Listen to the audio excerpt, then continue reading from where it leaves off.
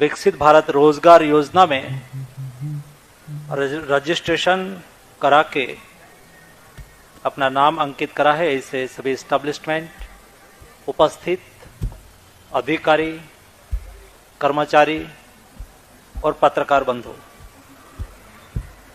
आज मुझे खुशी है कि मेरे स्टेट गुजरात में ही बटवा जीआईडीसी में ईपीएफओ क्षेत्रीय कार्यालय का उद्घाटन हो रहा है। दोस्तों, हम आज एक बिल्डिंग का उद्घाटन करें वैसा नहीं है। ईपीएफओ 8 करोड़ से अधिक हमारे श्रमिक का आस्था का केंद्र है। कोई व्यक्ति अपनी पूंजी कोई जगह पे रखते हैं, चाहे वो बैंक में रखे या कोई जगह पे रखे या ईपीएफओ में रखे। फर्क ये है कि ईपीएफओ फंड एक सॉवरिन गारंटी फंड है। आप बैंक में पैसा रखा है और बैंक में कोई दिक्कत हुई तो सरकार की गारंटी 5 लाख तक हो जाती है। बट आपका पैसा ईपीएफओ में पड़ा है, वो 1 रुपये से लेकर 1 करोड़ तक हो, कुछ भी हुआ हो, लेकिन भी उसकी गारंटी भारत सरकार की है। इसलिए ईपीएफओ देश के श्रमिक का आस्था का केंद्र है। 28 लाख करोड़ का फंड ईपीएफओ में आज उपलब्ध है। 8.25% प्रतिवर्ष ईपीएफओ इंटरेस्ट देता है। ये उनकी बचत नहीं है। जब ईपीएफओ में किसी का पैसा पड़ा है तो उनके लिए सरकार की गारंटी है। इसलिए ईपीएफओ श्रमिक कर्मी के लिए बहुत मायना रखता है। और इस श्रमिक को मदद करना, उसकी फंड की सुरक्षा करना, उसको बेस्ट इंटरेस्ट देना, गुड गवर्नेंस करना, ये ईपीएफओ ऑर्गेनाइजेशन की जिम्मेवारी है। इसलिए केवल भवन नहीं है दोस्तों, ये आस्था और श्रमिक के सम्मान का केंद्र है। ये केवल बिल्डिंग नहीं है। यहां जो श्रमिक आते हैं, छोटे कर्मी होते हैं, उसकी आकांक्षा, उसकी अपेक्षा को पूरा करने का एक केंद्र है। और इसलिए मैं मानता हूं कि श्रमिक का मंदिर है। जब ईपीएफओ भवन, जब श्रमिक के लिए मंदिर है तो उसका पुजारी कौन है? सभी ईपीएफओ में काम करने वाले कर्मचारी, अधिकारी। दोस्तों, ये ईपीएफओ भवन का पुजारी है। ये मंदिर का पुजारी जब ईपीएफओ के कर्मचारी है तो स्वाभाविक तौर पर हमें ईश्वर किसको मानना है? इस भवन में जो भी कर्मचारी, जो भी मेरे श्रमिक, जो प्राइवेट सेक्टर में छोटा मोटा काम करते हैं, वो जब ईपीएफओ भवन में आते हैं तो उसके प्रति, भगवान के प्रति जो भाव रखते हैं, इस भाव से देखना, यानी कि कर्मचारी ईपीएफओ के लिए यही भगवान है।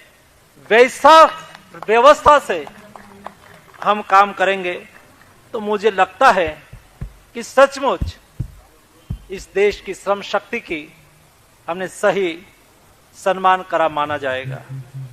दोस्तों, ईपीएफओ पिछले समय में बदल रहा है।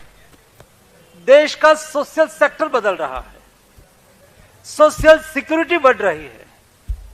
मोदी जी के नेतृत्व में देश बदल रहा है, देश आगे बढ़ रहा है, नया भारत का निर्माण हो रहा है। इस देश में आज से 1 दशक पहले, यानी कि 2014 के पहले, आईएलओ के रिपोर्ट के मुताबिक हम देश के 19% लोगों को सोशल सिक्योरिटी देते थे। सोशल सिक्योरिटी किसको मानी जाती है? जिसको स्वास्थ्य की सिक्योरिटी दी जाती हो, जिसको पेंशन उपलब्ध कराया जाता हो, जिसको एक्सीडेंट इंश्योरेंस दिया जाता हो, उसको सोशल सिक्योरिटी कहा जाती है। 1 दशक पहले, 2014 के पहले इस देश में 19% लोगों को सोशल सिक्योरिटी कवरेज के अंदर रखा गया था। दोस्तों, आज मुझे बताते हुए खुशी हो रही है कि 2025 में मैं इंटरनेशनल लेबर ऑर्गेनाइजेशन की कॉन्फ्रेंस में गया तो भारत की प्रशंसा हो रही थी, और इंटरनेशनल सोशल सिक्योरिटी एसोसिएशन की कॉन्फ्रेंस में मैं गया जिसमें दुनिया के 150 कंट्री मेंबर होते हैं। उस अवसर पर भारत को सम्मानित करा गया और भारत के मंत्री के रूप में मुझे सम्मान पत्र दिया गया। ये इसलिए दिया गया कि भारत ने एक दशक में देश के श्रमिक, देश के नागरिक की सोशल सिक्योरिटी 19% से बढ़ा के 64% तक बढ़ा दिया। जो श्रमिक भाई अभी तक सब्सक्राइब नहीं किए हैं उनसे रिक्वेस्ट है कि आप सब्सक्राइब करें, बेल आइकन दबाएं, जो कि सही टाइम पे आपको सही न्यूज़ जो है मिलता रहेगा। यानी कि इस देश में 94 करोड़ लोग आज सोशल सिक्योरिटी के अंडर में है। किसी को फूड सिक्योरिटी मिल रही है, देश के 60 लाख लोग आयुष्मान भारत योजना के कवरेज में है, देश के 15 करोड़ लोग ESIC के सोशल सिक्योरिटी के कवरेज में है, देश के 8 करोड़ लोग EPFO के सोशल सिक्योरिटी के कवरेज में है। इस देश में सोशल सिक्योरिटी 94 करोड़ लोगों को आज उपलब्ध हो रही है। दुनिया में सबसे ज्यादा सोशल सिक्योरिटी 107 करोड़ लोगों को देने वाला देश चाइना के बाद 94 करोड़ लोगों को सोशल सिक्योरिटी देने वाला दुनिया का दूसरे क्रम का देश बना है। और दोस्तों, 2026 में 2026 एंड तक भारत 100 करोड़ लोगों को सोशल सिक्योरिटी देने वाला देश बन जाएगा। ये मोदी गवर्नमेंट की सोशल सिक्योरिटी के प्रति कमिटमेंट का नतीजा है। यहां इस एस्टैब्लिशमेंट का सम्मान करा गया जिन्होंने प्रधानमंत्री विकसित भारत रोजगार योजना के माध्यम से अपने यहां नए लोगों को रोजगारी दी, नए लोगों को नौकरी दी। दोस्तों, देश में लोगों को नौकरी मिले, हर व्यक्ति को काम मिले, उसके प्रति प्रतिबद्धता का यह नतीजा है।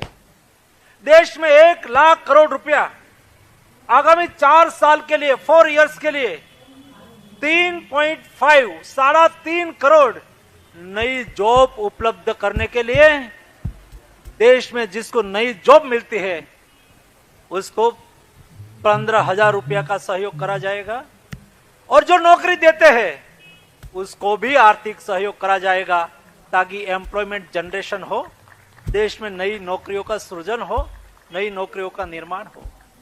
दोस्तों, एक कॉम्प्रिहेंसिव प्लानिंग के साथ देश आगे बढ़ रहा है।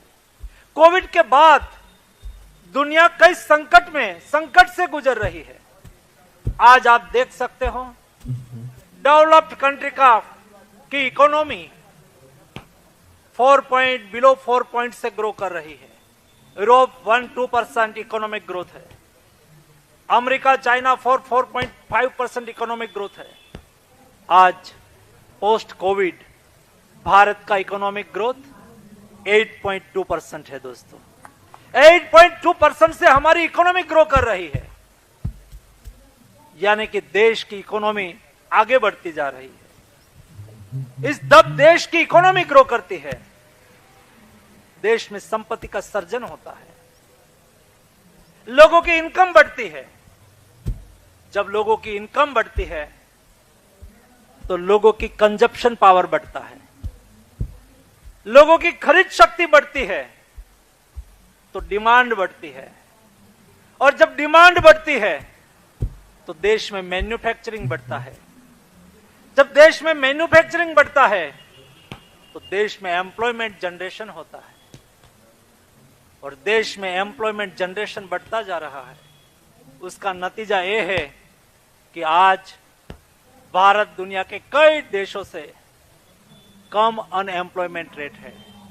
3.5 आज देश का अनएम्प्लॉयमेंट रेट है, जो डेवलप्ड कंट्री से भी, कई कंट्री से भी कम है। दोस्तों, उसका मतलब है देश में लोगों को जॉब करने की अपॉर्चुनिटी मिल रही है, रोजगारी का निर्माण हो रहा है, एंटरप्रेन्योरशिप डेवलप हो रही है, देश तरक्की कर रहा है। मुझे अभी मेरे सामने सम्मान स्वीकारने के लिए एक कंपनी एस्टेब्लिशमेंट के प्रतिनिधि आए, तो मैंने कहा कि कितने लोगों को नई जॉब दी, तो उन्होंने कहा कि हमने 500 लोगों को न्यू जॉब दी है और 3 साल में हमारा प्लान है 5000 लोगों को न्यू एम्प्लॉयमेंट देने का। ऐसा विचार, ऐसा प्लानिंग वो तब कर रहा है जब उसकी इंडस्ट्रीज ग्रो कर रही है, उसका भविष्य उसको ब्राइट दिख रहा है, तब वे अपनी बड़ी सोच के साथ अपनी इंडस्ट्रीज का एक्सपेंशन कर रहा है। दोस्तों, ईपीएफओ भी समय के साथ बदल रहा है। यहां कई प्राइवेट सेक्टर में काम करने वाले कर्मी लोग बैठे होंगे। ईपीएफओ से पैसा निकालना, उसके लिए बहुत बड़ी बाधाएं होती थी। पैसा जमा तो हो गया, लेकिन निकालने के लिए 15 टाइप के फॉर्म में कॉलम फिल करना पड़ता था, कई बार ऑफिस जाना पड़ता था। हमने इस सिस्टम को भी दुरुस्त करा है। आज 5 लाख तक का सेटलमेंट हमने ऑटो सेटलमेंट कर दिया है। किसी को अपना ईपीएफ को उठाना है तो दोस्तों कोई भी बिना रिस्ट्रिक्शन से 75% पैसा आप कभी भी, कोई 8-10 प्रकार के कागजात की कार्यवाही करने की आवश्यकता नहीं है, कभी भी जाके आप उठा सकते हो। 1 बार 2 बार 3 बार जब उठाना है तब उठाओ। इस सुविधा आज कर्मियों के लिए सुनिश्चित कर दी है, उसका इंप्लीमेंटेशन चालू हो चुका है। वैसे ही कई हमारे कर्मी, केवाईसी आया, डिजिटल टेक्नोलॉजी आई, ईपीएफओ में अलग अलग जगह पे काम करा हो।